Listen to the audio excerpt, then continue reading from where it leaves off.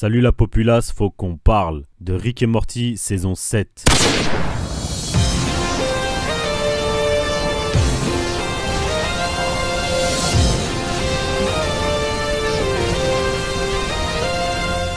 Alors ça fait un moment que j'avais envie de faire cette vidéo, mais je voulais d'abord faire les deux autres, celle sur Beyond Good and Evil et sur Pokémon Unite. D'ailleurs petit instant promo, allez les voir, je vous les ai mis dans les fiches, là juste en haut, à droite, en haut, à gauche, je sais plus, bref. Éclatez-vous, c'est gratuit, si jamais vous avez envie de soutenir, vous savez ce qu'il faut faire pour aider pour le référencement, tous les youtubeurs vous l'ont déjà dit 150 000 fois. Moi je le demanderai pas parce que ça me casse les couilles, mais voilà, au moins vous savez ce qu'il y a à faire si jamais vous avez envie de m'aider. En tout cas, passons aux choses sérieuses maintenant que j'ai fait mon youtubeur à 2 balles. Vous voulez rire, sergent? On a une blague à 2 balles. Alors Rick et Morty saison 7, il y a quand même pas mal de choses à dire, faut dire la vérité. Déjà un truc un peu important, si jamais vous n'avez pas vu la saison 7 et que vous n'avez pas envie de vous faire spoil, sachez qu'ici ça va être full spoil parce que je considère que vous avez tous vu Rick et Morty saison 7. Donc si jamais vous l'avez pas vu, mettez pause, allez voir la saison 7 et revenez pour voir si on est d'accord ou pas du tout d'accord. Alors ici c'est pas le format ce que j'en pense, donc on va pas décortiquer de manière ultra précise. On est en mode discussion sur Discord ou discussion de salon ou discussion de comptoir, appelez ça comme vous voulez. C'est juste que si vous avez vu la saison 7, vous savez de quoi je parle. Il y a un truc à dire là-dessus. Il y a un vrai truc à dire, enfin il y a même plusieurs choses à dire.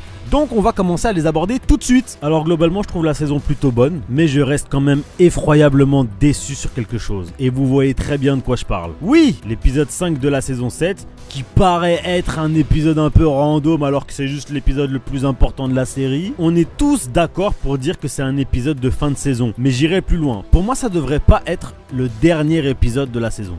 Il aurait dû être l'avant-dernier. Vous savez, dans Rick et Morty, il y a pas mal d'épisodes qui ont l'air d'être des épisodes sans trame de fond. C'est ce que dit d'ailleurs Evil Morty à Morty à la Citadelle. Oui, pas de trame de fond, que des épisodes sans lien, les Rick n'aiment pas ressasser le passé. Sauf qu'en réalité, ils racontent tous quelque chose, même si beaucoup d'épisodes sont un peu déconnectés. Vous pouvez avoir dans certains épisodes des petits détails qui font que, ah, là il y a un petit truc lié au passé de Rick ou je ne sais quoi. Et en général les structures de saison c'est plutôt genre les épisodes un peu random au milieu et les épisodes de fin de saison qui sont les épisodes avec la trame de fond. Bon après évidemment il y a toujours la vraie trame de fond dans Rick et Morty, mais vous voyez ce que je veux dire, les gros épisodes c'est pour les fins de saison. Et là qu'est-ce qu'ils nous ont fait? Ils nous ont mis l'épisode le plus important en plein milieu de la saison. Personnellement la première fois que j'ai vu ça je me suis dit oula, qu'est-ce qu'ils sont en train de faire à la structure de saison? Après je me suis dit si jamais ils font ça c'est peut-être qu'en fait les 5 derniers épisodes c'est des gros trucs de malade. Mais non en vrai c'est des épisodes grave random pour la suite. Personnellement je sais pas pour vous mais moi j'ai trouvé ça un peu décevant, enfin un peu beaucoup même décevant. Surtout que j'ai pas trouvé ça super logique parce que dans l'épisode 5 donc avec la fin de Rick Prime, Rick Suprême appelez-le comme vous voulez, on voit l'apparition d'un Quato, mais on n'a pas encore été initié au Quato, les Quatos sont initiés après, donc j'ai même l'impression qu'en fait ils ont été mis dans le désordre et j'ai pas de réelles explications à ça, à part peut-être le fait que Justin Roiland, donc le co-créateur de la série, a été écarté par Adult Swim de la production suite à des problèmes judiciaires dont on ne parlera pas ici parce que c'est pas le sujet. Mais du coup je me suis dit peut-être qu'ils savaient qu'ils allaient le virer suite à tous ces problèmes et donc justement avant qu'ils le virent, ils ont mis en place la production de cet épisode là pour qu'il soit dessus et qu'ils puissent travailler dessus parce que c'est quand même la trame principale de la série et donc forcément on a besoin entre guillemets des créateurs puisque c'est eux qui ont tout imaginé. Donc en fait je vois ça un peu comme une précipitation de fin de saison voire même de fin de série plutôt qu'une réelle organisation de structure de saison. Personnellement c'est la seule explication logique que j'ai trouvé à ça parce que sinon c'est vraiment du sabotage de série. Maintenant je vais vous dire pourquoi est-ce que je suis déçu par rapport à cette saison. Déjà fin de la saison 6, Morty est enfin impliqué dans la recherche de Rick Suprême avec Rick.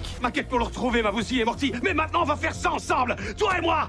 Ça va ruiner absolument toute ta vie, Morty. Oui, Rick et Morty saison 7 à la poursuite de mon ennemi juré. Et alors qu'on s'attend à avoir une track sur plusieurs épisodes avec des réussites mais en fait pas des réussites, des succès mais en fait pas des succès et des échecs cuisants, eh bien en un seul épisode, bam c'est réglé. Ça casse tout le côté mystique de Rick Suprême. On parle quand même de Rick Suprême, le mec met une tempête à l'infinité de Rick qui existe. Il met une tempête à Evil Morty, il met une tempête à tout le monde et en un coup comme ça, bam. Non, c'est trop. Et j'ai beaucoup aimé qu'Evil Morty fasse partie de l'aventure parce que ça voulait vraiment dire que Rick tout seul aurait jamais pu battre Rick Suprême. Mais faut dire la vérité, il est quand même beaucoup trop cheat. Le mec il arrive, il améliore tout. Bah en fait pas un câble, mais je vais l'améliorer. Après je dis pas, l'épisode en lui-même il est cool, j'ai vraiment apprécié. Le problème c'est qu'il laisse un goût amer de déception, dans le sens où ils auraient pu faire vraiment mieux. Déjà outre le fait qu'ils soient en plein milieu de la saison, Evil Morty est beaucoup trop cheat, même si c'est grave cool qu'il fasse partie de l'aventure, il est beaucoup trop cheat. Ils l'ont trouvé beaucoup trop rapidement, moi je m'attendais à beaucoup d'échecs avant d'avoir un succès. Et la manière dont il se fait avoir, je sais pas, il y a quelque chose qui me gêne. Le fait qu'il ait eu un moment de tendresse pour celui qui pensait être son vrai petit-fils et qui se fait avoir là-dessus, en vrai de vrai, la morale elle est grave cool. Il y a une morale à cette histoire, et comptez pas sur moi pour deviner ce que c'est. Parce que ce fameux Rick qui en a rien à foutre de tout, c'est ce petit brin d'hésitation qui fait qu'il se fait avoir. Mais au tout début, quand Evil Morty débarque et qu'il lui tire dessus, on voit qu'il a un champ de force. Comment ça se fait que là ça a pas marché? Alors vous allez pas me dire qu'ils sont comme dans Stargate SG1 aussi précis scientifiquement. À vrai dire, j'y pensais. Heureusement que vous vous êtes souvenu que les capacités réflectives de leur bouclier sont proportionnelles à la somme des énergies kinétiques dirigées contre eux. C'est ça, oui. Perso, je sais pas, je suis mitigé parce que j'aime beaucoup l'idée qu'il se fasse avoir à cause de ce brin d'hésitation, mais en même temps, c'est Rick Suprême en face. Comment il peut se faire avoir aussi bêtement? Et surtout, ce que j'ai pas aimé, c'est l'après-mort de Rick Suprême. Parce qu'au moment de se faire fumer, je vous rappelle que Rick Suprême dit « Ok, tu veux la jouer comme ça, alors je vais te travailler psychologiquement. » Alors tu veux la jouer comme ça?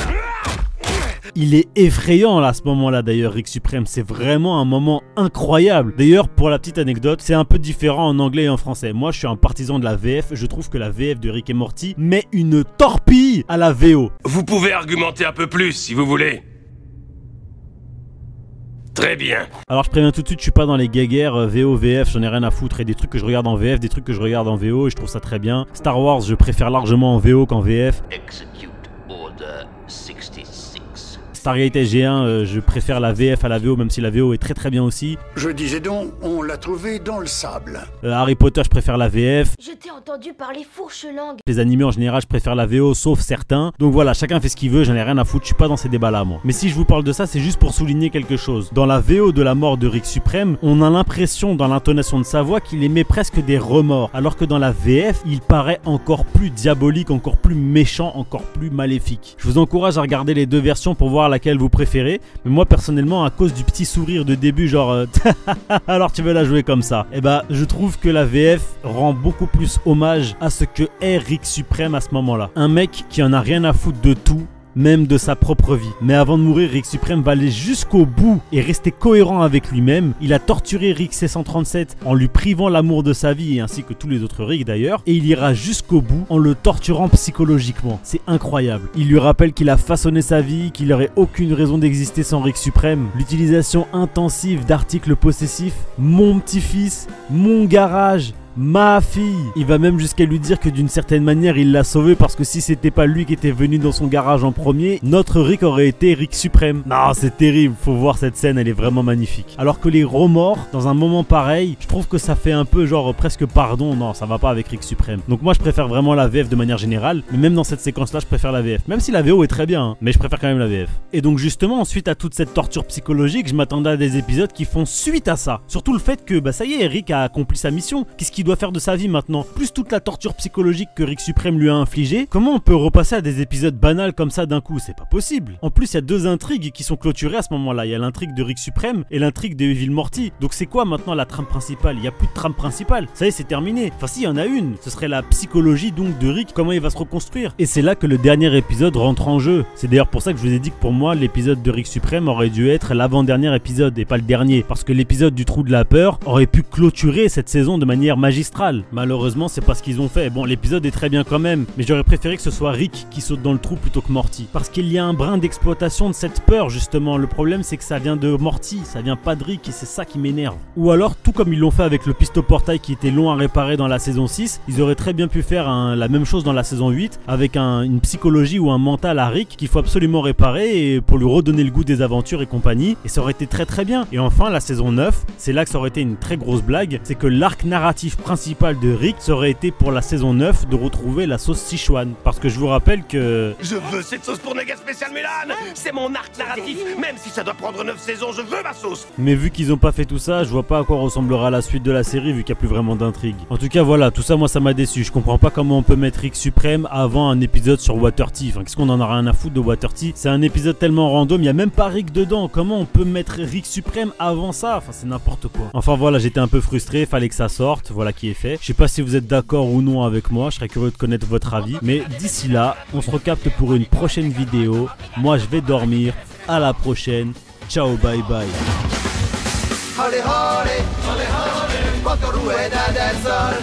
Holly, holly, holly, holly, oh quanto rueda del sol. Est-ce que c'est... Ouais! Eh oh, ça va, on se calme là. C'est quand la dernière fois que t'as été voir ta psy? Aujourd'hui! Bah alors, elle est à chier. Sans déconner! Arrête de me crier dessus comme ça! Respecte mes Je vais limites! t'en donner une de limite, connard!